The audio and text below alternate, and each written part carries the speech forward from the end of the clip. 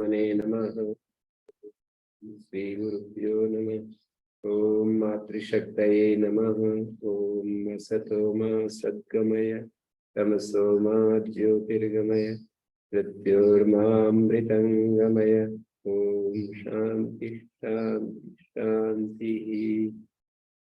ओम श्री गुरुभ्यो नमः। ये रविवार ये सत्संग की 41वीं कक्षा है।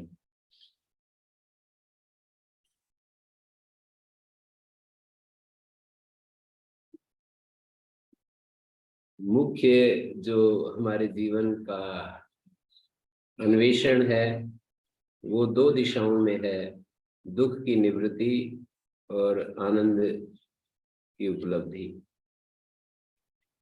मानी हम जो कुछ भी करते हैं इन दो के इर्द गिर्द घूमते हैं। दुख को हटाने का प्रयास करते हैं व्यक्तिगत रूप से या सामूहिक रूप से, राष्ट्रीय रूप से। वो दुख हमारे को कई प्रकार से आते हैं, या तो किसी अभाव से आते हैं, मानी वस्तु के अभाव से आते हैं। हमारे पास कोई वस्तु की अपेक्षा होती है और वो यदि ना हो, जैसे भोजन ना हो, मकान ना हो, वस्त्र ना हो, औषध ना हो, बीमार पड़ जाए और हमारा इलाज ना हो,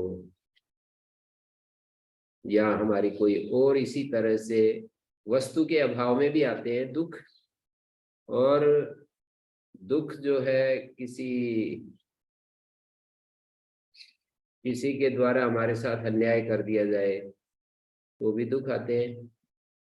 जैसे हम अपने प्रवाह में चल रहे हैं और दूसरा हमारे बीच में आकर के हमारे वस्तु को छीन ले। हम तो अपने नियम पर, अपने कानून पर स्थिर हैं, पर दूसरा आकर के और वो हस्तक्षेप कर दे तो अन्याय से भी दुख आते हैं। अभाव से तो स्पष्ट है, हमें अनुभव है, अन्याय का भी अनुभव ही है।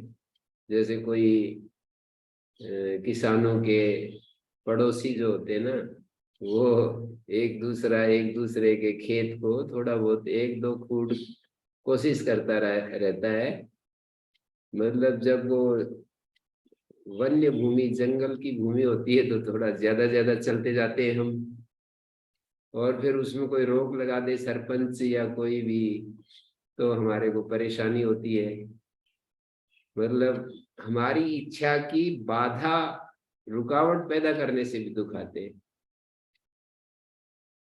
अन्याय से दुख आते हैं, ये तो स्पष्ट ही है। और समझ सही ना होने से भी दुख आते हैं। हमारे जीवन में समझ सही हमें ना मिले तो इससे भी दुख आते हैं।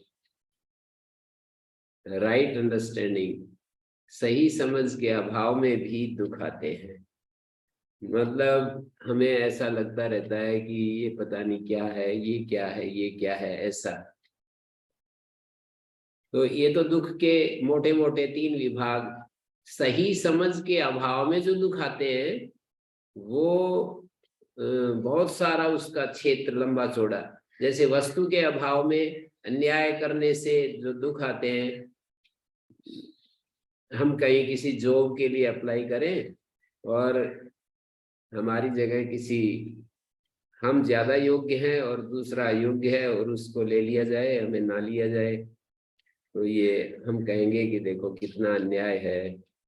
हमने इतना परिश्रम किया, पुरुषार्थ किया, हमारा सिलेक्शन नहीं हुआ।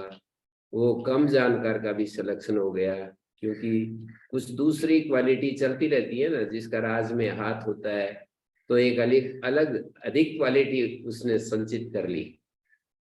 योग्यता में तो अधिक नहीं है पर राज में हाथ है उसका, राजनेताओं से वो संबंधित है, तो वो उसका काम बना देते हैं। तो इस तरह से मतलब न्याय अन्याय के कारण भी दुख आते हैं। और एक दुख आते हैं सही समझ के अभाव में। जैसे समझ तो ये कहती है कि हम यदि निरपेक्ष हो जाते हैं, हम किसी से कुछ भी नहीं चाहते, सही समझ तो हमें ये दिशा देती है कि हमें जब कुछ भी अपेक्षा नहीं होती है तो जीवन बिल्कुल निर्भर, सहज, सरल हो जाता है। हमारे जीवन में आप इधर आकर बीच में बैठ जाओ, जगह सही समझ, आगे बढ़ जाओ। हमारी समझ तो हमें ये बताती है कि हम अपने पास जो है वो दूसरों के मदद के लिए प्रयोग करते रहें और दूसरों से कुछ भी इच्छा न रखें, तो जीवन बिल्कुल सहज हो जाता है। पर अज्ञान के कारण कुछ इच्छाएं बीच में आ जाती हैं, तो उन इच्छाओं के चलते वो इच्छाएं पूर्ति नहीं होती, तो उसके कारण से हमारे को दुख महसूस होने लगता है। कैसे इच्छाएं बीच में आ जाती हैं? जैसे कि मान लीजिए कोई, हम ये चाहते हैं कि हमारे व्यक्तित्व को कोई अवमूल्यन ना करे, हमारे व्यक्तित्व का किसी बड़े व्यक्ति के सामने हो, चाहे बराबर वालों के सामने या समाज में दूसरे व्यक्तियों के सामने, हमारे व्यक्तित्व का अवमूल्यन ना किया जाए। मानी हम जितने हैं उतना ही हमारे बारे में लोग कहें, ऐसा हमारी इच्छा होती है, अपेक्षा होती है। पर क्या कभी ऐसा हो सकता है कि हमारी जितनी अपेक्षा हो, जितनी हमारी इच्छा हो, दूसरे लोग उतना ही बोले, उससे ज्यादा ना बोले? उनका अपना अपना सबका आकलन होता है, बीच में राग द्वेष भी आ जाते हैं। केवल उनकी जानकारी की बात नहीं होती है, बीच में राग द्वेष। हम जब बहुत ज्यादा किसी से राग युक्त होते हैं तो उसका कोई दोष नहीं दिखता, उसकी अच्छी अच्छी बातें सदा दिखती हैं। और जब हम द्वेष युक्त होते हैं तो उसकी कोई अच्छी बात नहीं है, उसके दोष ही दोष दिखते हैं। जब हमारे भीतर किसी वर्ग विशेष से द्वेष हो जाए, हिंदुओं को मुसलमानों से, मुसलमानों को हिंदुओं से, जैसे उदाहरण के रूप में बता रहा हूं, तो अब हिंदुओं को मुसलमानों की कोई भी चीज अच्छी नहीं लगेगी, मुसलमानों को हिंदुओं की कोई चीज अच्छी नहीं लगेगी। वो इसी तरह से देखेंगे कि भाई जो अच्छी है वो तो हमारे पास है, इनकी क्या अच्छी देखनी, और जो खराब है वही दिखती रहती है। तो जब हमारा द्वेष होता है उसके कारण से भी फिर दुख शुरू हो जाते हैं, राग के कारण भी दुख शुरू हो जाते हैं, अहंकार के कारण भी दुख शुरू हो जाते हैं। ये सब हमें अध्ययन करना चाहिए अपने भीतर जा करके। अहंकार अस्मिता क्लेश बोलते हैं शास्त्रीय भाषा में। तो अहंकार के कारण भी हमारे भीतर दुख खड़े होते रहते हैं। दूसरे व्यक्ति ऐसे कहने लगेंगे, मेरे को तो पूछा ही नहीं, मतलब उनका तो गीत गाते रहे और मेरा तो नाम ही नहीं आया। जैसे कोई प्रसिद्ध व्यक्ति यदि किसी का नाम ना ले तो एकदम वो महसूस होने लगती है कि भाई हमारा तो नाम ही नहीं आया और उनका नाम लेते रहे।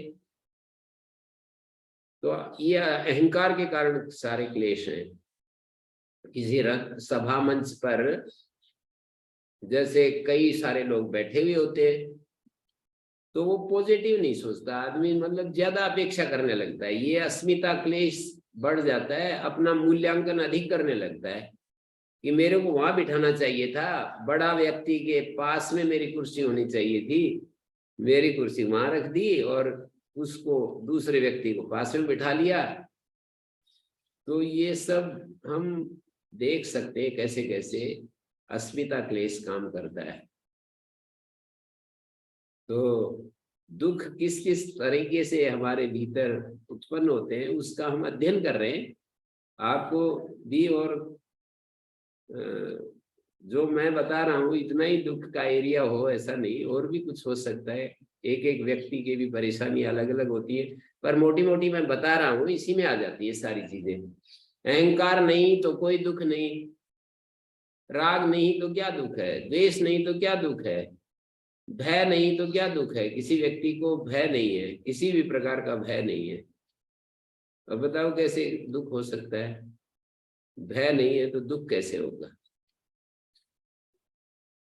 तो ये भी एक समझने की बात है। इसको ना हमारे योग शास्त्र में 5 क्लेशों में डिवाइड करके बता दिया। अविद्या, अस्मिता, राग, द्वेष, अभिनिवेश, इनको क्लेश कहा है। क्लेश का मतलब दुख देने वाली चीज हो क्लेश होती है। क्लेश का मोटा अर्थ तो यही है ना कि जो क्लेश देती है वो क्लेश। तो हमारे को अविद्या आदि क्लेश ऐसे बोलते हैं। अविद्या, अस्मिता, राग, द्वेष, अभिनिवेश, ये 5 क्लेश दुख देने वाले हैं, हमारे जीवन को चैन से नहीं रहने देते। अविद्या होती है तो दुख तो आना ही है। अविद्या एक ऐसा कारण है जिसके कारण से 4 क्लेश उत्पन्न हो जाते हैं। कौन से 4 क्लेश? अस्मिता, राग, द्वेष, अभिनिवेश। अविद्या एक प्रकार का ऐसा अज्ञान है, जब हमारे भीतर वो अविद्या रूप अज्ञान रहता है तो 4 क्लेश अपने आप पैदा होते चले जाते हैं समय समय पर, परिस्थिति के अनुसार। अविद्या के क्षेत्र में ये सब चीजें आती हैं कि भाई अनित्य को नित्य देखना, अपवित्र को पवित्र देखना, अशुद्ध को, दुख को शुद्ध सुख देखना, और अनित्य को नित्य देखना। अनित्या सुचि दुखानात्म, अनात्म को आत्म देखना, अनित्य को नित्य देखना। 4 बातें मैं बोल रहा हूं। अपवित्र को पवित्र देखना, अनित्या सुचि दुखानात्मसु, अनित्य को नित्य देखना, अपवित्र को पवित्र देखना, दुख को सुख देखना, और अनात्म को आत्म देखना। ये अविद्या के अंतर्गत आती है। जब हमारा ज्ञान में इस तरह की चीज आ जाए कि हमें अनित्य चीजें नित्य दिखाई देने लगे, अपवित्र चीजें भी पवित्र दिखाई देने लगे, दुख भी सुख दिखाई देने लगे, और अनात्म भी आत्मा दिखाई देने लगे, तो उसके परिणाम स्वरूप क्या होगा? अब कल्पना कीजिए, ये 4 चीजें होंगी तो क्या होगा? उसके परिणाम स्वरूप होगा, जब चीजें अनित्य में नित्य दिखाई देंगी और वो चीजें अनित्य चीजों को हमने नित्य समझ लिया, लेकिन व्यवहार में कुछ और होता है। व्यवहार में और क्या होता है कि वो जो जैसे अनित्य हमारा शरीर है, अनित्य शरीर को जब हम नित्य देखने लगेंगे, या वस्तुएं भी हैं हमारे पास, जो पदार्थ होते हैं वो भी अनित्य हैं, वो चीजें हमारे आस पड़ोस में होती हैं, तो इसका परिणाम क्या होता है ये देखेंगे। अनित्य चीजों को यदि नित्य देखेंगे तो उसके परिणाम स्वरूप भय उत्पन्न होगा, क्योंकि व्यवहार में तो वो चीजें हमसे अलग होती ही हैं, और उनको इतना ज्यादा हमारा लगाव हो जाएगा। अनित्य चीज है, लेकिन अनित्य को अनित्य देख ले तब तो क्या लगाव कि भाई ये तो छूटनी है, शरीर भी छूटना है, पदार्थ भी छूटने हैं, कोई ना कोई चीज, संबंध भी बिखरने हैं, सब चीजें ऐसा होना ही है। ये तो पहले ही ऐसा हमारे को निश्चय हो जाए तब तो क्या दिक्कत है, फिर तो कोई परेशानी नहीं।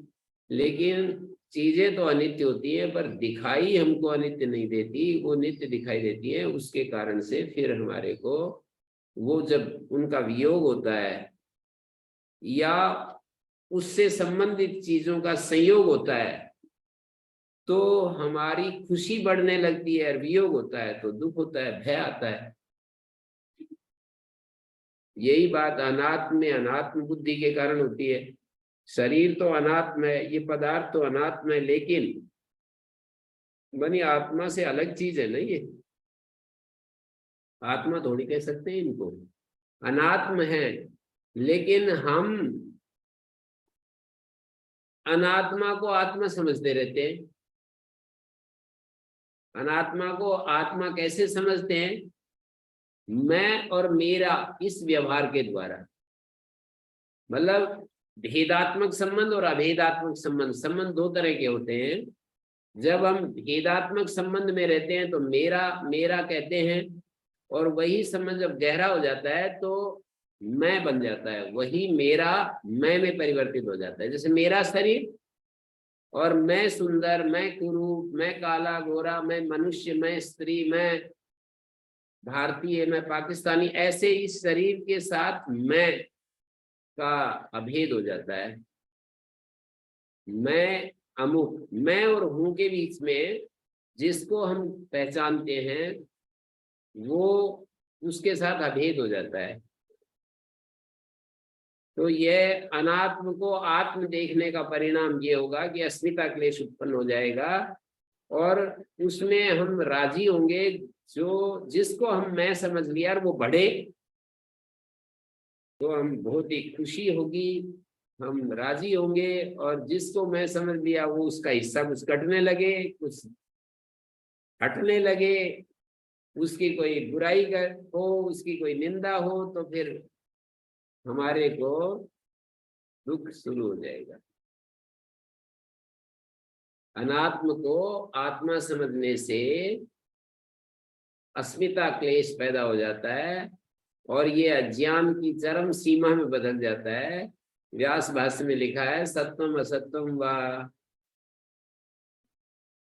सत्वम चेतनम अचेतनम व तत्संपदम अनुनंदति आत्म संपदम मनमाना तद्व्यापदम अनुशोचति आत्म व्यापदम मनमाना स सर्वो प्रतिबुद्ध। वे सबके सब अप्रतिबुद्ध हैं, अज्ञानी हैं, जो कोई भी चेतन अचेतन चीजों को लेकर के अपना अंग मानने लगते हैं, अपना ही स्वरूप मानने लगते हैं, और उसकी वृद्धि से अपनी वृद्धि मानते हैं और उसके ह्रास से अपना ह्रास मानते हैं। सर्व अप्रतिबुद्ध, सारे के सारे अज्ञानी हैं। वे दुनिया में जितने भी लोग हैं जो ऐसा सोचते हैं, ऐसा मानते हैं, वो सारे अज्ञानी हैं। वो फूल है, फूलिश पर्सन है। तो ये तो सब रोज का हमारा चक्र है जो हम अनुभव कर सकते हैं, देख सकते हैं। चेतनम अचेतनम व सत्वम तत्संपदम अनुनंदति आत्म संपदम मनमाना। उसकी वृद्धि होती है तो हम अपनी ही वृद्धि मानते हैं। जैसे कोई हमारे शरीर को कहे कि ये बड़ा महान है, शरीर कोई बताएगा आत्मा को क्या महान, आत्मा कोई दिखता भी नहीं, कोई कुछ इसका बारे में। कोई व्यक्ति हमारे को अपमान करे तो उससे फिर हमें लगता है कि मेरा अपमान कर दिया। मेरा मानी वो जो शरीर के अंदर रहने वाला जो आत्मा है, उसको मैं एक स्तर पर मेरा कहता हूं और एक स्तर पर मैं कहता हूं। मैं और मेरा, और एक्चुअल में तो मेरा जो होगा वो मैं कभी हो नहीं सकता ना। जैसे हम इस मकान को देखते हैं और मेरा मकान है, तो मकान कभी मैं थोड़ी होता है। मेरी गाड़ी तो गाड़ी और मैं अलग ही होते हैं। मेरा मोबाइल तो मोबाइल और मैं अलग ही होते हैं। मेरी पुस्तकें तो पुस्तक और मैं अलग ही होते हैं। कभी भी जो मेरा होता है, जो यह होता है वो मेरा हो सकता है, और जो यह होता है वो मैं कभी भी नहीं होता है। तार्किक दृष्टि से देखें तो ये बिल्कुल समझ में आता है। लॉजिकली देखें तो इसमें कोई हमको समझने में दिक्कत नहीं होती, आपत्ति नहीं होती कि जिसको हम मेरा कहते हैं वो मैं से अलग ही होता है। मेरा अलग चीज है, मैं अलग चीज है। लेकिन मेरा और मैं का जब अभेद हो जाता है, मेरा और मैं का अभेद हो जाता है, यह और मैं जब एक रूप हो जाते हैं, उनका इतना तादात्म्य हो जाता है कि यह मैं का ही हिस्सा बन जाता है। यह जो है ना, यह मानी ये मकान, यह मानी ये शरीर, यह मानी, मतलब नजदीक आएंगे तो यह मानी शरीर, और थोड़ा शरीर के इर्द गिर्द यह मानी पुस्तकें, यह मानी गायें, यह मानी मेरे पुत्र पुत्रियां, यह मानी मेरे संबंधी गण, यह मानी मेरे मित्रगण, ये सब उनके शरीर यह सब से कहे जाएंगे और इधर इधर आते जाएंगे अपनी तरह।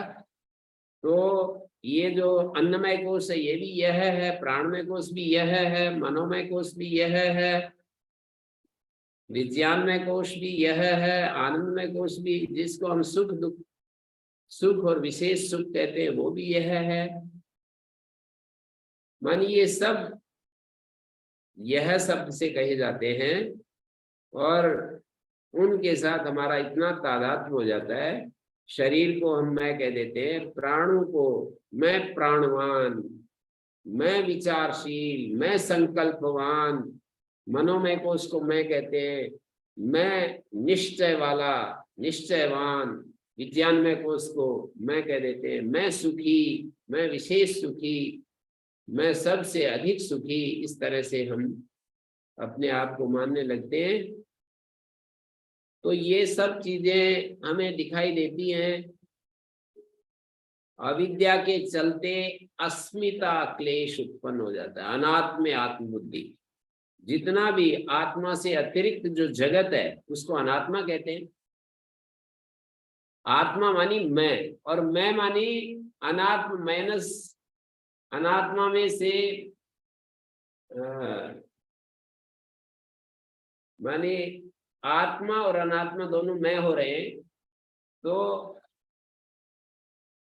यदि शुद्ध आत्मा को हम पकड़ना चाहते हैं, पहचानना चाहते हैं, तो जो जो भी यह नाम से हमको महसूस होता है, जो मेरा मेरा करके हमें महसूस होता है, उस सब को हटाते चले चलो, उस सब को हटाते जाओ। मेरा मेरा मेरा ऐसा करके जो महसूस होता है, यह करके जो महसूस होता है, उस सब को हटाते जाएंगे, हटाते जाएंगे।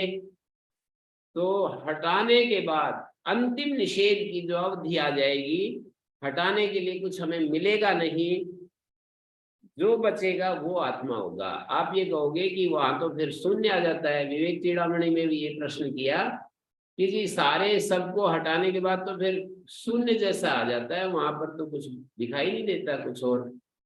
बोली ये तो बिल्कुल सही कहा, लेकिन शून्य को भी प्रमाणित करने वाला, शून्य को भी जानने वाला कोई रह जाता है ना। अभी शून्य रह गया, कुछ भी नहीं बचा, ये कौन जान रहा है? वही तो आत्मा है। जो ये कहता है कि कुछ भी नहीं बचा, वही तो आत्मा है।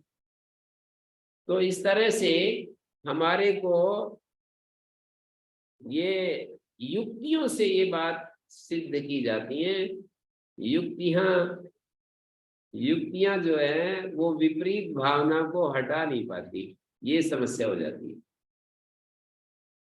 बड़ी बड़ी युक्तियां देने के बाद भी हमारी जो विपरीत भावना है, युक्तियां आत्मा और अनात्मा का विवेचन से आत्मा को प्रमाणित कर देती हैं, लेकिन फिर भी विपरीत भावना तो वैसे के वैसे बनी रहती है और हम उस विपरीत भावना में जीते रहते हैं। विपरीत भावना का मतलब अनात्म को आत्म समझना, अनित्य को नित्य समझना, दुख को सुख समझना, अपवित्र को पवित्र समझना। ये जो विपरीत भावना है ये तो बराबर बनी रहती है, विपरीत भावना तो हटती नहीं।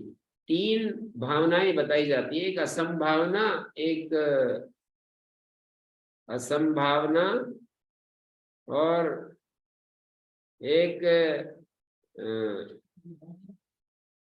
अभावना, असंभावना और विपरीत भावना। सबसे पहले अभावना, मानी जो लोग शास्त्र नहीं सुनते पढ़ते, उनको बिल्कुल पता नहीं होता है कि क्या कुछ है, इस दिखाई देने वाले के अलावा भी कुछ है, उसकी भावना ही नहीं होती है, उसको अभावना कहा है।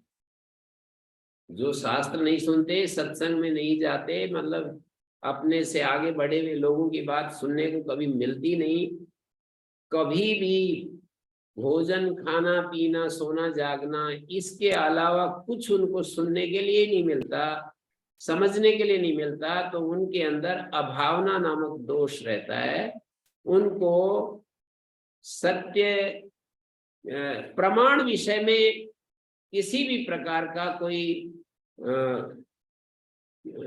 कोई निश्चय नहीं होता है कि कोई चीज ऐसी है। जब आदमी सुनने लगता है, पढ़ने लगता है, विचार करने लगता है, शास्त्र के नजदीक जाता है, तो अभावना तो समाप्त हो जाती है। मानी उसको प्रमाण विषय में जानकारी होने लगती है, लेकिन उसको ये होता है, वो आत्मा के विषय में संशय बना रहता है कि भाई हो भी सकता है, जब ऐसे ऐसे कह रहे हैं तो नहीं भी हो, ऐसे दोनों बातें उठने लगती हैं। तो उसका निश्चय तर्क, युक्ति, प्रमाण आदि का प्रयोग करके असंभावना को हटा दिया जा सकता है। लेकिन इतना हटाने के बाद मानी आत्म विषयक निश्चय हो गया, प्रमाण विषयक निश्चय हो गया, प्रमाण को भी समझने लगे, और आत्मानात्म में आत्मा का भी निश्चय हो गया, युक्ति आदि का प्रयोग करने के बाद भी, ये सब जानने के बाद, बौद्धिक विश्लेषण से ये स्पष्ट होने के बाद भी हमको उसी तरह से व्यवहार हमारा वैसा ही चलता रहता है, जैसे कि शरीर को अपना स्वरूप समझना, शरीर की वृद्धि से अपनी वृद्धि मानना, शरीर की निंदा से हम अपनी निंदा समझते हैं। ये बराबर इसी तरह से निरंतर हमारा पीछा करता ही रहता है, और उसी को विपरीत भावना कहते हैं। इसी को अविद्या से उत्पन्न क्लेश नाम भी कह सकते हो, अस्मिता क्लेश, राग क्लेश, द्वेष क्लेश, विपरीत भावना के तो परिणाम है सारे ये। अनित्य में नित्य बुद्धि, अपवित्र में पवित्र बुद्धि, ये सब विपरीत भावना है। आत्मा का निश्चय होने के बाद भी अपवित्र चीजें अपवित्र दिखने लग जाए, ऐसा थोड़ी होता है। किसी नौजवान पुरुष को किसी अपोजिट सेक्स में वो बिल्कुल एक बोतल में जैसे वो भर देते हैं, मलमूत्र भर दे, वो भी सड़ा हुआ मलमूत्र जो है उसमें भर दें और उसको लेबल लगा दें, बहुत ही सुंदर उसको वो कर दें। आत्मा का 1000 बार निश्चय कर लो, ये थोड़ी हट जाएगा कि उसमें उस सौंदर्य की भावना ही उसको उसके भीतर रखी हुई चीज दिखाई दे, और बाहर का जो लेबल है उसको पार करके उसकी दृष्टि अंदर जो है उसके ऊपर जाकर टिक जाए, बाहर में फंसे नहीं, अटके नहीं।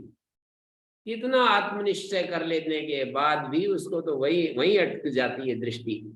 जैसे ही उस चीज को देखता है, वहीं बाहरी नाम रूप में, बाहरी चीजों में ही दृष्टि पूरी की पूरी वहीं अटक जाती है, भीतर जाती नहीं, उसको फाड़ करके उसके भीतर घुस ही नहीं पाती है। इसको कह रहा हूं विपरीत भावना।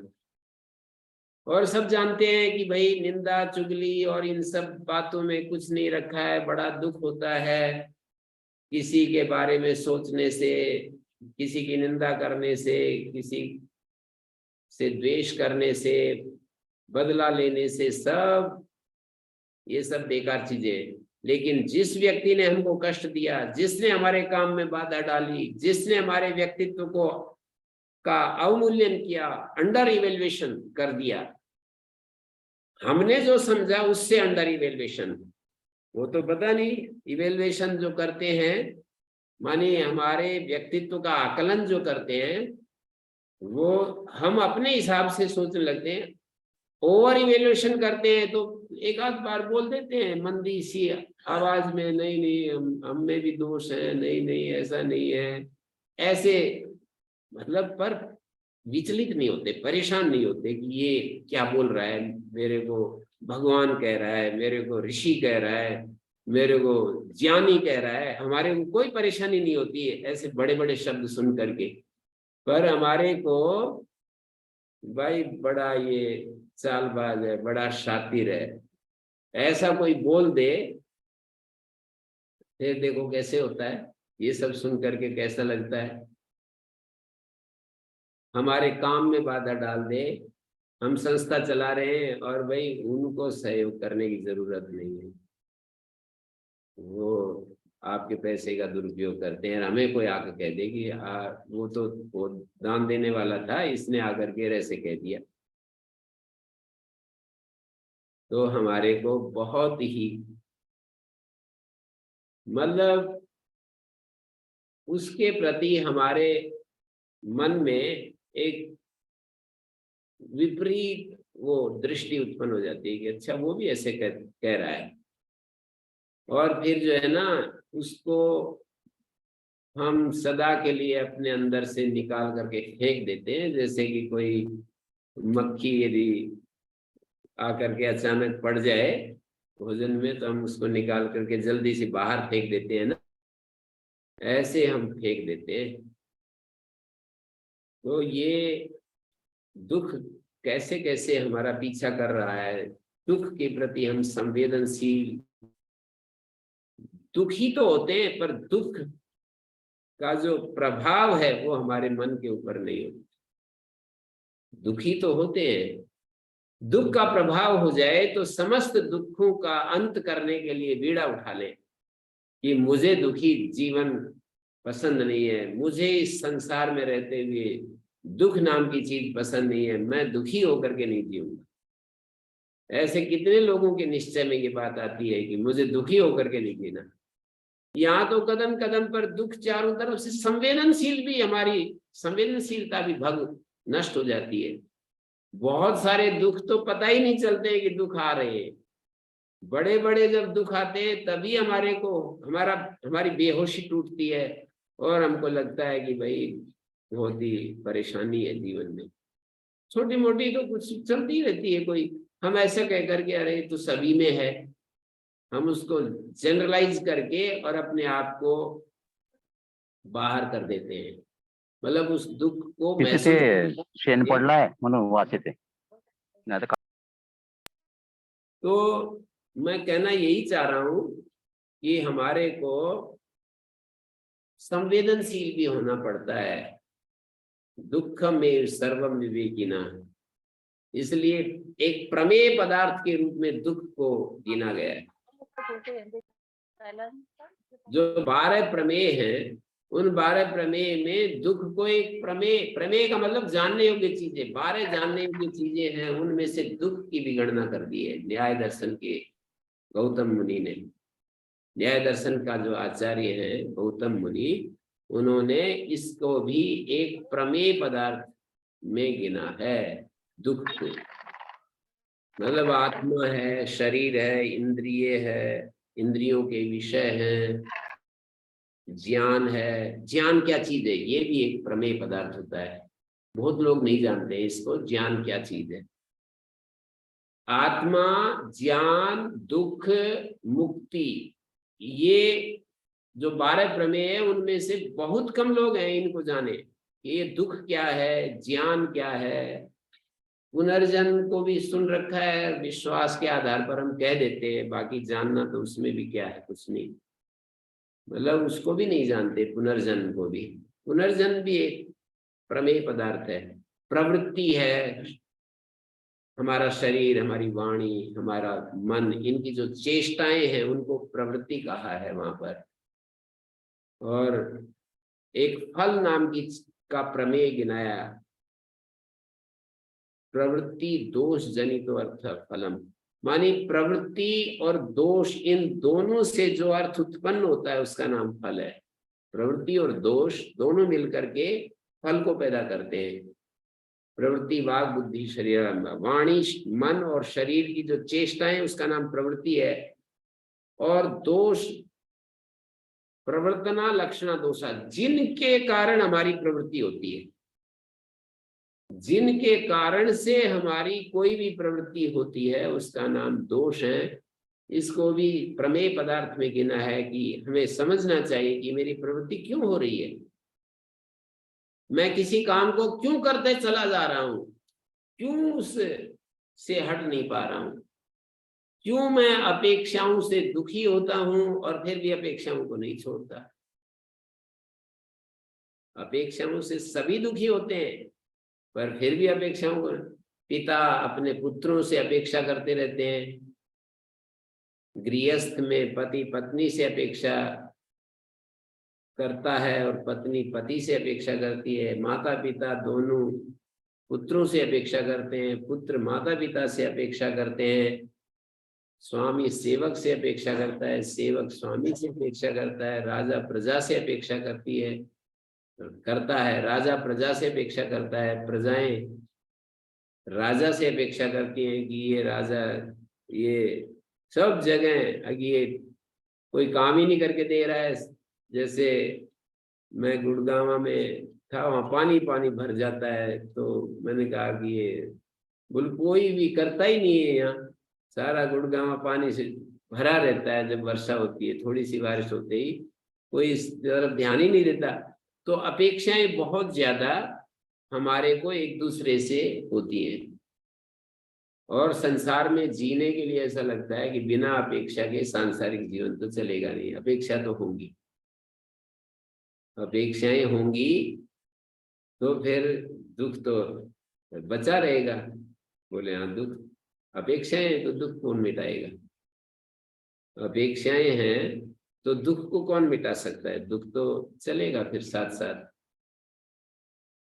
तो फिर इस तो कहते हैं कि इस दुख, ये दुख नामक जो प्रमेय पदार्थ है, इसको समझना होता है। ये कैसे उत्पन्न होता है, क्यों उत्पन्न होता है, इसकी निवृत्ति का भी कोई उपाय है या नहीं है, सर्वथा इसको निवृत्त किया जा सकता है या नहीं किया जा सकता, आंशिक रूप में ही क्या हट पाता है या पूर्ण रूप से हट जाता है, ये सारा विवेचनीय विषय है, विचार करने योग्य विषय है। तो दुख हमारा पीछा करता रहता है, जैसे व्यक्ति की छाया व्यक्ति का पीछा करती रहती है ना, छाया बोलते हैं, छाया जैसे व्यक्ति का पीछा करती है, ऐसे दुख व्यक्ति का पीछा करता रहता है। संवेदनशील है तो बहुत ज्यादा पीछा करता है, संवेदनशील नहीं है तो कभी कभी पीछा करता है। जब एटम बम पड़ता है हमारे ऊपर, तब हमारी बेहोशी टूटती है और तभी दुखी होते हैं। कोई अप्रिय संयोग हो जाए, प्रिय वियोग हो जाए, हमारे पास लाखों रुपए हो, करोड़ों रुपए हो, और हम जा रहे हैं और कोई जो डाकू है वो हमें रोक करके हमारे सारे पैसे छीन लें, या कोई प्रिय व्यक्ति है, हमारे संबंधी व्यक्ति है, उसका वियोग हो जाए, चला जाए, असमय में हमें छोड़ करके चला जाए, ऐसी ऐसी घटनाएं जब होती हैं, या हम पर कोई आरोप लगा दे, झूठा आरोप लगा दे, हमको बिल्कुल एकदम से उस दोष में बिल्कुल नहीं, और फिर भी सामाजिक सोशल डेथ कर दे, हमारी सामाजिक हत्या हो जाए, तो ऐसे कभी कभी बड़े जब वो होते हैं हमारे ऊपर, बहुत बड़ा बम गिरते हैं ना, तब तो हमें लगता है कि भाई दुख बहुत है जीवन में। सामान्य रूप से हम जो चीजें हमारे सामने आती हैं उनको हम अवॉइड करते रहते हैं, अनदेखा करते रहते हैं, अरे ये तो सब चलता है, ये तो सब चलता है, ऐसा कहकर दुख को देखना ही नहीं चाहते, दुख को अनुभव ही नहीं करना चाहते। छोटे छोटे उसमें भी दुख होता है, अपेक्षाएं उसका मूल कारण है। तो क्या इस जीवन को जीना भी है, गुरुकुल भी चलाना है, गृहस्थी भी चलानी है, राष्ट्र भी चलाना है, तो ये अपेक्षाएं, तो वो कहते हैं विद्या युक्त अपेक्षा होनी चाहिए। फिर ऐसा बोलते हैं कि भाई विद्या युक्त अपेक्षा तो फिर यही है कि भाई ठीक है, हम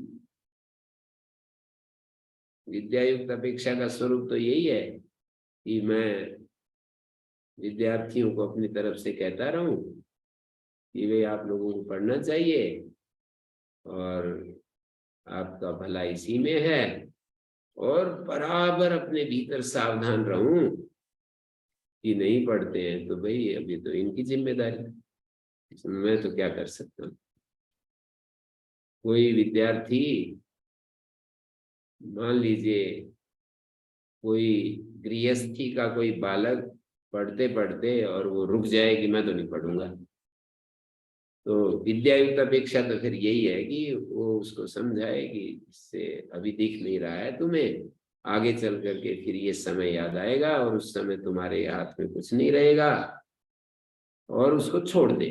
मतलब अपना कर्तव्य पूरा करके बिना दुखी हुए दूसरे को सलाह देना, जैसे कि अजनबी व्यक्ति को सलाह देते हैं, तो इसमें फिर व्यक्ति दुखी तो नहीं होगा पर वो क्रोध आदि नहीं करने पड़ेंगे और बहुत ज्यादा ऐसे परेशान नहीं होना पड़ेगा। फिर यूं कहते हैं कि काम नहीं बनते हैं, काम बिगड़ते रहते हैं, ऐसे फिर वही समस्याएं दिखाने लगते हैं लोग। किसी ऐसा यदि हम करने लगेंगे ना तो कोई कुछ करेगा ही नहीं और फिर हमारे सारे काम बिगड़ने लगेंगे, फिर सारा हमारा जीवन ही अस्त व्यस्त हो जाएगा, क्या करें। तो इसी को कहते हैं जीवन जीने की स्वस्थ कला। वो तो हमें खोजनी पड़ती है, एक एक व्यक्ति को अपने लेवल पर खोजनी पड़ती है स्वस्थ जीवन की क्या कला है कि जीवन भी जिए और दुखी ना हो। तो आप अपने अपने लेवल पर उसको कला को खोजो। दूसरे लोग आपको सलाह देंगे, वो सलाह कितनी काम आएगी ये तो मौके के ऊपर कोई कितना भी अच्छा पहलवान, कोई कोच किसी को दांव पेच सिखा देता है कि ऐसे पकड़ो, ऐसे मुड़ो, ऐसे गिराओ, ऐसे करो, ऐसे करो। कितना भी एक्सपर्ट हमको उस विषय में हमें बता दे, वो तो निरंतर अभ्यास के द्वारा ही वो चीज हमारे स्वभाव में आती है। कोच के बताने से, ये तो एक कोच जैसा ही काम कर रहा हूं ना, मैं तो आपके सामने कोई चीज रख रहा हूं तो ऐसे बता रहा हूं कि भाई तैरने के लिए पानी में ऐसे हाथ मारना पड़ता है, और ज्यादा से ज्यादा मान लो तैर कर भी दिखा दें। किसी भी काम में ले लीजिए आप, कंप्यूटर पर बैठ करके हम ऐसे ऐसे लिखना और उसको ऐसे सिखा दें, पर वो केवल जानने मात्र से हमारे को वो अभ्यास तो होते नहीं है। और जीवन जीने की स्वस्थ कला क्या है इसके बारे में विश्लेषण कर भी दिया जाए तो उतने मात्र से स्वस्थ कला हमारा आत्मसात हो जाए, हमारे अभ्यास में आ जाए, ऐसा नहीं होता है।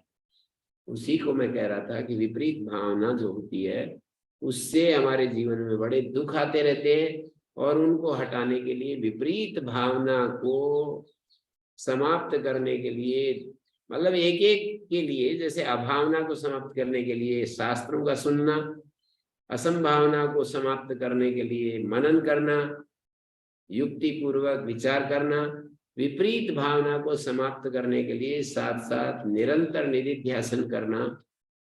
निधिध्यासन के ही कुछ पार्ट्स हैं। निधिध्यासन का मतलब अपने स्वरूप में स्थित रहना, सब अनात्म पदार्थों को दृष्टा बनकर, साक्षी बनकर देखते रहना, निरंतर देखते रहना। वही निधिध्यासन मान लीजिए ऐसा कोई नहीं कर पा रहा है कि जी हम तो कर नहीं पाते, क्या करें, तो उसको फिर असहाय और एकदम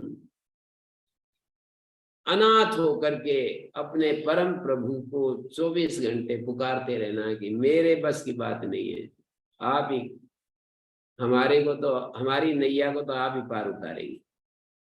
ऐसे भीतर भीतर किसी को सुनाने की, किसी को कहने की, किसी, ये तो फिर सांसारिकता आ जाती है कि हम एक अच्छे भक्त कहलाएं, इसके लिए हम वो सब बातें करने लगते हैं और संसार में जो है उन सब बातों को दिखावे में बदल दिया जाता है। तो उससे काम नहीं बनेगा। बिल्कुल एकदम से आप और आपके प्रभु के बीच में कोई तीसरा कोई भी बीच में ना आए। कोई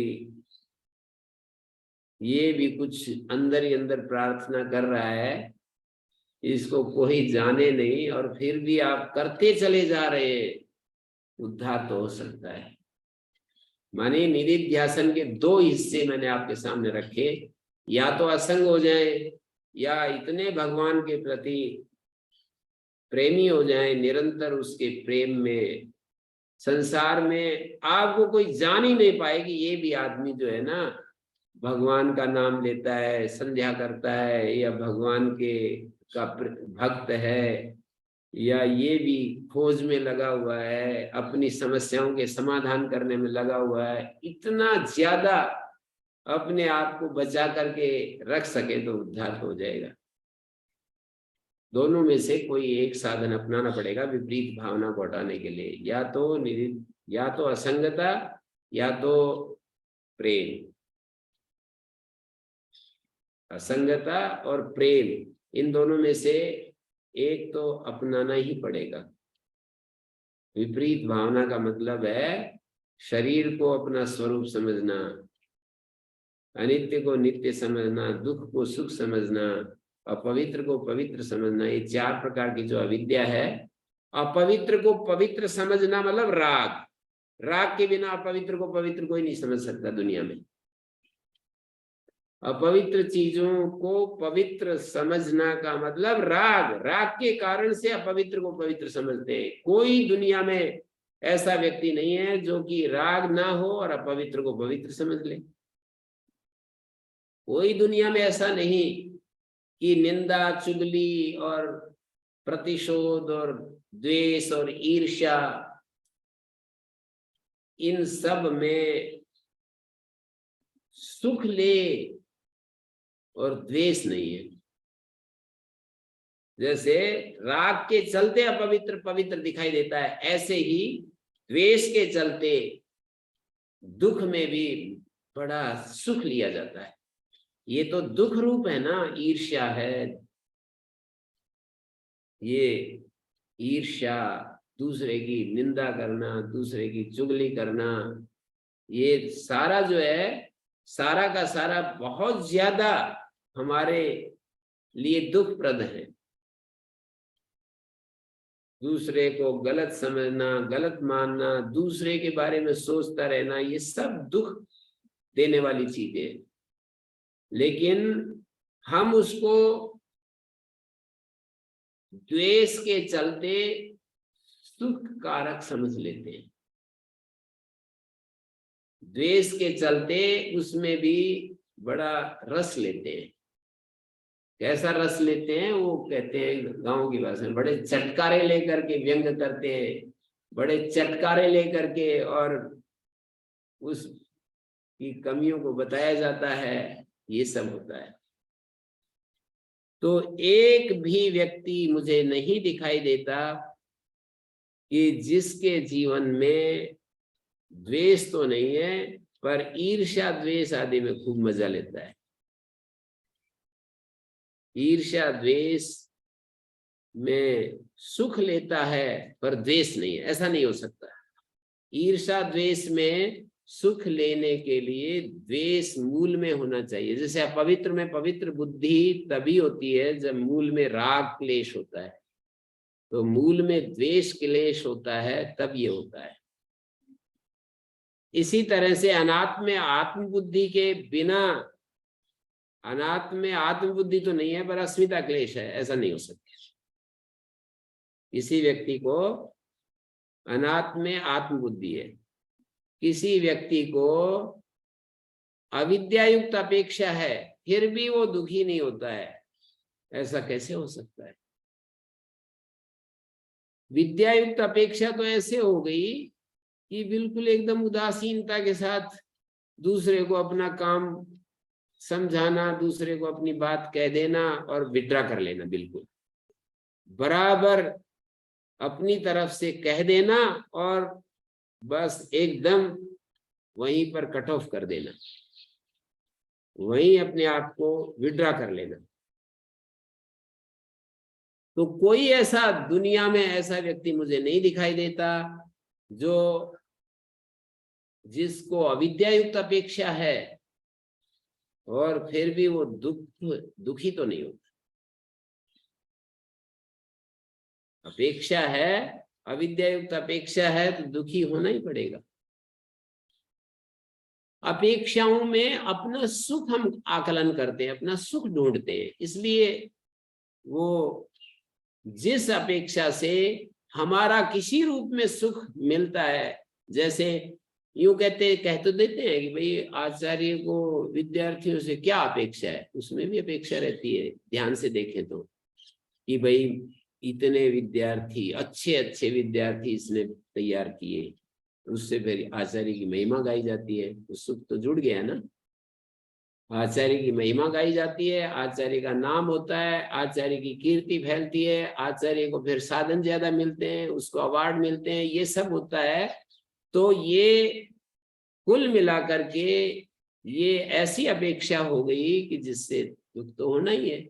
जब ये सब चीजें चाहिए कि मेरा सम्मान हो, मेरे गिनती, मेरे शिष्यों की गिनती लिस्ट जो है लंबी बने, तो ये यदि हम चाहेंगे तो दुख फिर कैसे रोक सकते हैं। लिस्ट में कमी आएगी तो फिर तो दुख तो होगा ही। लिस्ट लंबी बने और लंबे लंबे अच्छे अच्छे विद्यार्थी पढ़ने के लिए हमारे पास आए और वो लिस्ट लंबी होती चली जा रही है, तो सत्कर्मों का भी एक हमें सुख मिलता है। सत्कर्म जैसे हम रोटी खाते हैं ना, अच्छा भोजन यदि मिले, मनचाहा भोजन मिले, तो हमारी जीवा को बड़ा तृप्ति मिलती है। मनचाहा भोजन सबका अनुभव है, इसलिए वो उदाहरण दे रहा हूं, हमारी जीवा को बड़ी तृप्ति मिलती है। ऐसे ही सत्कर्मों से जो एक सामाजिक प्रतिष्ठा और कीर्ति बढ़ती है सत्कर्मों के करने से, उससे हमें, हमारे अहंकार को, हमारी मन बुद्धि को, अंतःकरण को बड़ी तृप्ति मिलती है कि मैंने अपना जीवन में अच्छे काम किए। इससे हमें बहुत गौरव मिलता है, हीन भावना नहीं आती है, हमारा मन बड़ा खुश रहता है इस चीज को याद करके कि मैंने अपने जीवन में बहुत ही अच्छा किया। तो इस तरह से ये रहेगा तो फिर संसार की सीमा के अंदर ही दुखों का अंत, क्योंकि वो करने से, कर्म के द्वारा करने से वो संख्या वृद्धि की तरफ लगा हुआ है और उससे सुखी होने की प्रक्रिया में से गुजर रहा है। तो वहां जहां जहां उसको बाधा आएंगी, किया हुआ तो व्यर्थ नहीं जाता है। कोई आदमी बहुत मेहनत करेगा, रात दिन परिश्रम करेगा, तो उसका अच्छे से करेगा तो उसको अच्छे अच्छे विद्यार्थी भी मिलेंगे, वो संख्या भी वृद्धि होगी और उससे सुख भी मिलेगा, पर साथ में बीच बीच में दुख भी होता रहेगा। साथ में कोई कोई एक एक विद्यार्थी मतलब अलग होता रहेगा, और अच्छा विद्यार्थी जिसको हम अच्छा समझते हैं, आचार्यों के अब अलग अलग पैमाने होते हैं, कोई अच्छा समझता है उसके चरित्र से, उसके व्यवहार से, उसके आचरण से, उसकी सेवा से अच्छा मानता है, कोई उसकी पढ़ाई से अच्छा मानता है कि इसका पढ़ना, इसकी पढ़ाई बहुत ही अच्छी है, कोई उसके व्यवहार से, आचरण से, उसके सुंदर वाणी से, उसके ज्ञान से अच्छा मानता है। तो आचार्यों के अलग अलग अपने पैमाने होते हैं कि कौन आचार्य किसको अच्छा मानता है। तो जिस गुण को लेकर के, माने पढ़ाई गुण को लेकर के या सेवा गुण को लेकर के, या उसके बहुत ही तेजस्वी किसी का शिष्य हो जाए, हजारों की भीड़ लग जाए और वो उस आचार्य का भी नाम लेता रहे बीच बीच में कि इनकी कृपा से मेरे को तो ये बोलना आया है, बस फिर क्या है, आचार्य का तो छाती फूल जाएगी बिल्कुल एकदम से। और फिर वो कभी कभी झटका भी लगेगा, फिर कभी किसी बात पर जो है ना वो नाम नहीं लेगा, उदासीन हो जाएगा, चुप हो जाएगा। तो इस तरह से ये साथ साथ चलते हैं, ये धर्म और अधर्म, सुख और दुख, ये साथ साथ चलते रहते हैं। मतलब जब तक पूर्ण विद्या हमें नहीं मिलती है, पूर्ण विद्या जब तक विद्या युक्त अपेक्षा में हम नहीं रहते हैं, तो ये सारी चीजें घटेंगी। तो हमारा जीवन दुखों से गुजरता रहेगा और दुखों की श्रृंखला का अंत नहीं कर सकेगा। मतलब एक होता है सुखों को बढ़ाने की श्रृंखला, और वो भी साधनों के द्वारा, शिष्यों के द्वारा, पुत्र पुत्रियों के द्वारा, व्यवहार में यश कीर्ति के द्वारा हमारा जो सुख बढ़ता है वो एक प्रकार का सुख है। और इन सब को अनदेखा करने के बाद भी हमारा स्वरूप सुख स्वरूप है, हमारा स्वरूप आनंद है, उस आनंद तक पहुंचना, ये भी एक हमारा सुख का की खोज के अंतर्गत ही आता है। तो ये वाला जो सुख की खोज है ना, ये साधनों के बिना और शिष्यों के बिना और पुत्र पुत्रियों के बिना और यहाँ तक कि मान सम्मान के बिना भी हमको, हमारा स्वरूप ही सुख है, उसके लिए कुछ भी जरूरत नहीं है, बाहर से किसी भी साधन को इकट्ठा करने की जरूरत नहीं है। ऐसा जो सुख का अन्वेषण है, ये तो निश्रेयस की तरफ बढ़ने की बात है। लेकिन अभ्युदय से भी सुख होता है, ये तो सबके परिचय में आता है। अभ्युदय का सुख अबाधित सुख नहीं हो सकता, ये मैं कहना चाहता। अभ्युदय का सुख हमेशा सापेक्ष होता है। अभ्युदय का सुख हमेशा किसी न किसी अपेक्षा की पूर्ति से जुड़ा होता है, किसी कर्म से उसको प्राप्त किया जाता है। निश्रेय सुख ज्ञान साध्य है, अभ्युदय का सुख कर्म साध्य है।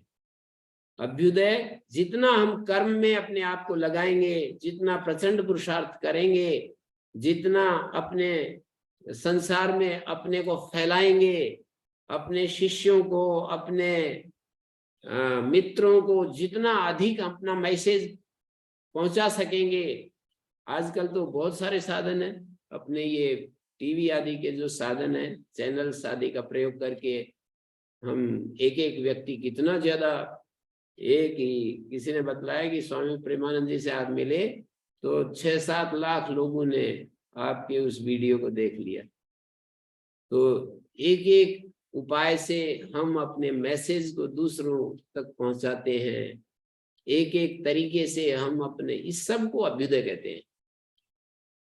उसका नाम हम निश्रेयस भी रख सकते हैं कि हम तो भगवान के ऐश्वर्य गान, यदि ईमानदार हैं तो वो भी अब निश्रेयस हो सकता है कि हम कितना हम ईमानदार हैं, कितना अपने भीतर अपना परीक्षण कर रहे हैं कि मैं अपने व्यक्तित्व की पूजा कर रहा हूं या मैं भगवान को ही मुझे। तो स्वामी दयानंद सरस्वती जो दिखाई देते हैं कि व्यक्तित्व की पूजा से बिल्कुल एकदम से अछूते हैं, भगवान का यश, ऐश्वर्य, गुणगान, महिमा, उसी को संसार में फैलाना चाहते हैं। श्री अरविंद मुझे दिखाई देते हैं, मुझे रमण महर्षि दिखाई देते हैं, आचार्य शंकर दिखाई देते हैं, भगवान बुद्ध दिखाई देते हैं, इन्हें गिने लोग दिखाई देते हैं। बाकी तो ये व्यक्तित्व तो हमें पकड़ ही लेता है और हम अपनी भगवान को स्थापित करने की बजाय किसी न किसी अंश में, थोड़े में या ज्यादा में, हम अपनी पूजा में फंस जाते हैं।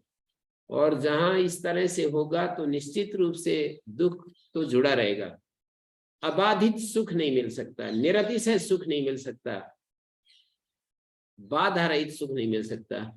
तो ये कुछ विवेचन मैंने किया, किसी का कुछ प्रश्न है तो पूछा जा सकता है।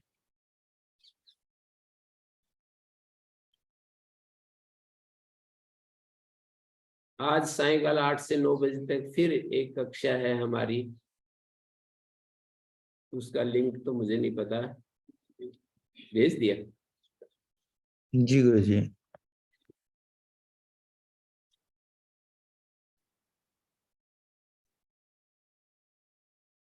ठीक है, जो मैं संदेश देना चाह रहा कौन था। सी साइट पर भेजा है ये आपका, वो कौन सी साइट पर भेजा है इन्होंने? जो अपना आर्च परिवार है जी, उसमें भेजा है। किसमें, कौन सा? आर्च परिवार, जो आप गुरुकुल के लिंक से जुड़े हुए हैं ना, उसी में, जहाँ संडे सत्संग। अच्छा अच्छा अच्छा अच्छा अच्छा अच्छा, आर्च परिवार से। हाँ जी। अच्छा अच्छा, ठीक है जी प्रहलाद जी, आपका प्रश्न है? मैं इस भेज ग्रुप दूंगी पे भी आपको। डाल देना इधर। नमस्ते गुरुजी। अभी जी। वैराग्य में था, आपको। वैराग्य से चालू किया है, मैंने। सत्संग सुनिए, चालू है अभी। प्रहलाद जी अपनी बात रख रहे हैं, सुनिए थोड़ा जी आप लोग। जी जी, नमस्ते गुरुजी। जी, ये आप पढ़ा रहे हैं, मैं लिख नहीं पा रहा हूँ, तो कौन से पुस्तक से आप पढ़ा रहे हैं जो हम पुस्तक में से भी पढ़ सकते हैं? क्या? ये रविवार ये सत्संग जीवन का पुस्तक नहीं आधार है, तो कोई भी विषय ले लेता हूँ, अपनी बात कहता रहता हूँ। जी जी। अच्छा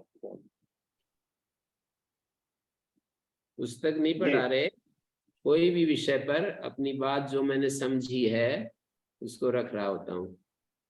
जी, नमस्ते, धन्यवाद।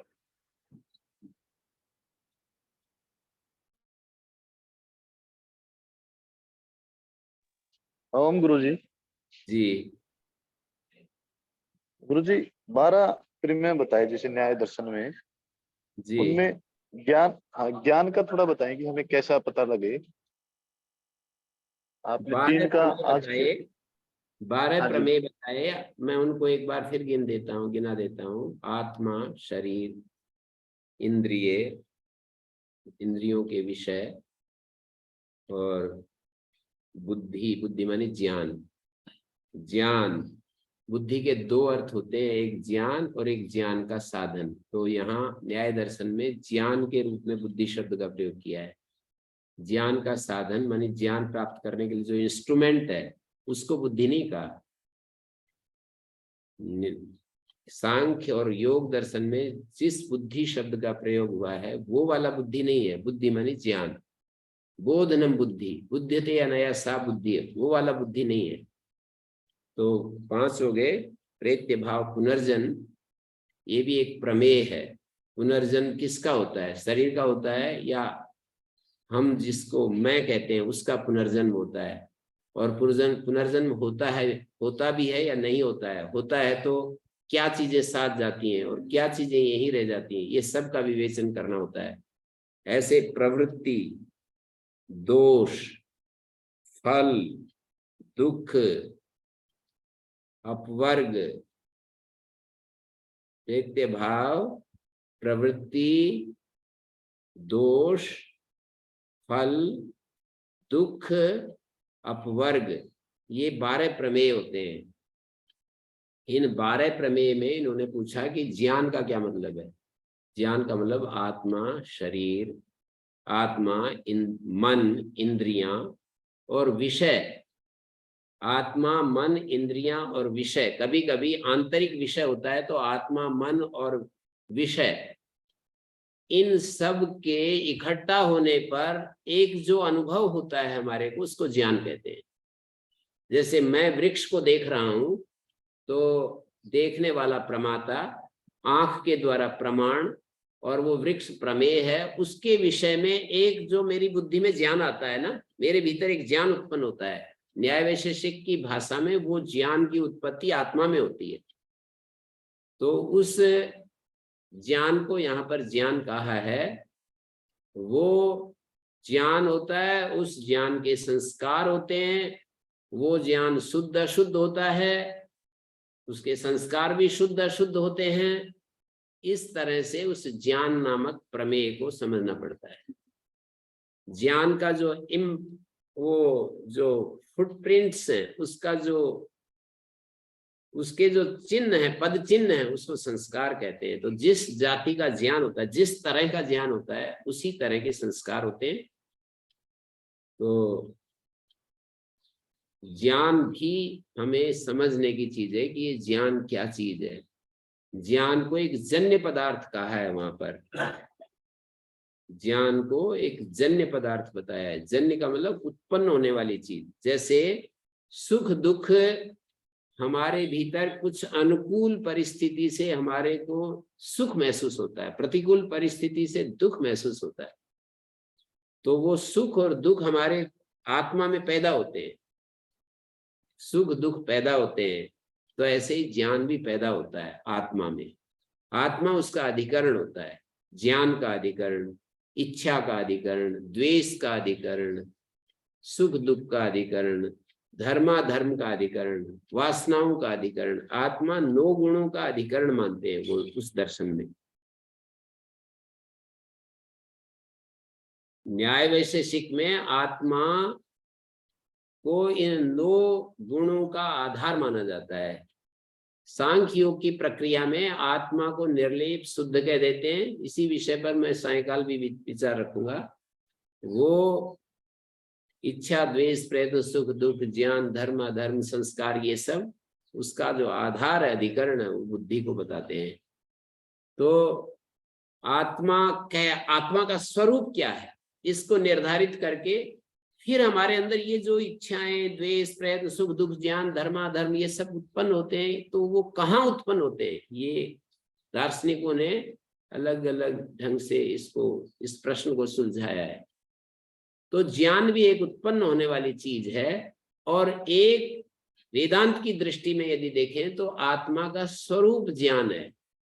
आत्मा का स्वरूप ही ज्ञान है। ज्ञान मानी चैतन्य। आत्मा का स्वरूप ज्ञान होते हुए भी वहां पर जो इंद्रिय और विषय के संपर्क से जो उत्पन्न होता है, वो न्याय वैशेषिक का ही ज्ञान है। इसको हमें समझना होता है। स्वरूप ज्ञान तब प्रकट होता है वेदांत के अनुसार, जब जन्य ज्ञान को निरोध कर दिया जाता है, जन्य ज्ञान को रोक दिया जाता है। ऐसे ही यहाँ पर भी न्याय वैशेषिक में भी समस्त जन्य ज्ञान को यदि रोक दिया जाए, मन के सहयोग से समस्त जन्य ज्ञान का निरोध कर दिया जाए, तो आत्मा मात्र शेष रह जाता है, गुण रहित आत्मा शेष रह जाता है। व्यवहार काल में आत्मा गुणों से युक्त रहता है, हमेशा आत्मा गुणों से युक्त रहता है, लेकिन आत्मा में कोई भी गुण मुक्ति अवस्था में, ऐसा न्याय वैशेषिक का विचार है कि मुक्ति अवस्था में आत्मा में कोई भी गुण नहीं रहता है। स्वामी दयानंद के दर्शन में सारे कुछ सांख्य का ले लिया, कुछ न्याय वैशेषिक का ले लिया, कुछ वेदांत का ले लिया, सबको मिलाकर के, क्योंकि उनकी दृष्टि में सारे दर्शन पूरक हैं एक दूसरे के, ऐसा मान करके उन्होंने एक ऐसे दर्शन को प्रस्तुत किया है जो सबका समन्वय उन्होंने स्थापित करके अपनी बात रखी है। तो ऐसे ये दृष्टियां हैं, इनको हमें समझना होता है कि ये व्यक्ति इस शब्द से इसको बता रहा है, इस शब्द से इसको बता रहा है। उनकी उन दृष्टियों को हमें समझना होता जी है। गुरु तो जी। ज्ञान का यही मतलब है।